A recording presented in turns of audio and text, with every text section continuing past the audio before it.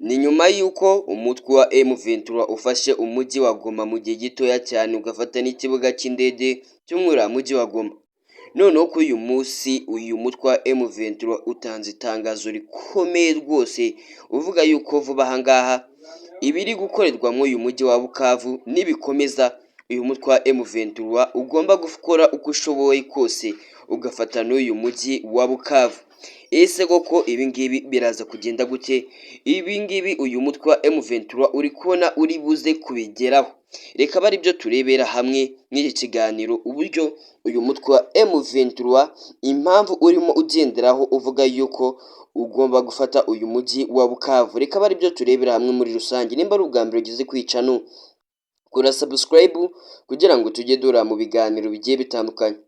Umutwe witwaje intwaro M23 kuko nabikubwiye uyu munsi ni umunsi w'ejo tariki 11 nibwo watanga itangazo ko ushobora gufata umujyi wa Bukavu ufatwa nk'umurwa mukuru w'intara ya Kivu y'Amajyepfo muri Republic Iharanira Demokarasi ya Kongo, mu gihe ubugizi bwa nabi buri gukorerwa abawutuye bwakomeza.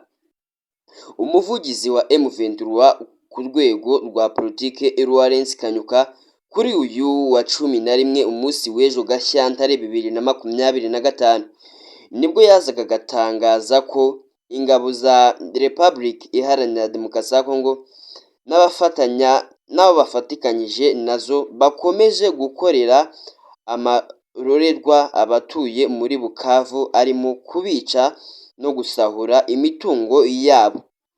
Yagize ati AFC na M23 yumva amarira y'abaturage b'abasivile bo muri Bukavu.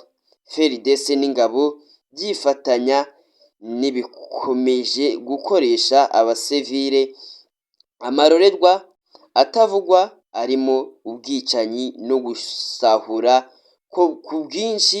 Ibi byaha bigomba guhagarara bwangu, bitabaye ibyo tuzagira andi mahitamo keretse gutabara abanyekongo. Umutwe nk'ubu nibwo M23 yatanze mbere yo gufata umujyi wa Goma. Ubu ni ubutumwa uyu mutwe wa M23 watanze tariki ya 27 Mutarama 2025. Icyo gihe hari hamaze iminsi ihanganiye n'ihuriro ry'ingabo za Republika Iharanira Demokarasi ya Kongo mu mujyi wa Saka no mu inkengero zawo. Nibwo wasoraga itangazo tariki 27 Mutarama ry'uko waba ujya gufata umujyi wa Goma hanyuma ukaza no kufata. Uyu mutwe witwaje intwaro ugenzura ibice bitandukanye mu ntara ya Kivu y'Amajyepfo birimo santere ya Nyabibwe, santere ya Minovo, Numbi n'iya Karehe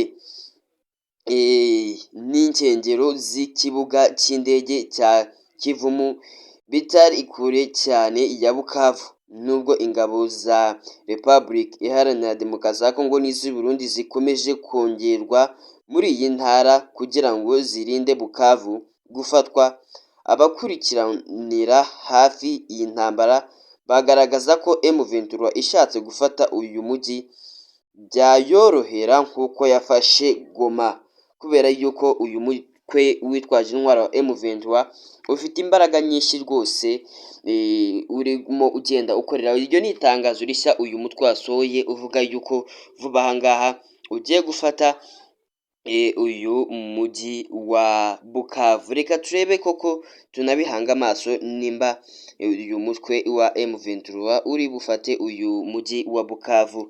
Reka tubihanga amaso nkomeza kubwira ukomeze ugira ibihe byiza wowe kunze gukurikirana iby'izi ntambara zirimo zibera muri iki gihugu cya Republic Iharanira Demokarasi ya Kongo. Ibingibi amaherezo yabyo abantu benshi bakomeje kubyibazaho binabacanga, bibaza uburyo bizarangira, bikababera n'urujijo cyane cyane bitewe n'uko umunsi ku wundi amanywa ndetse n'ijoro birimo bigenda bifata umurego.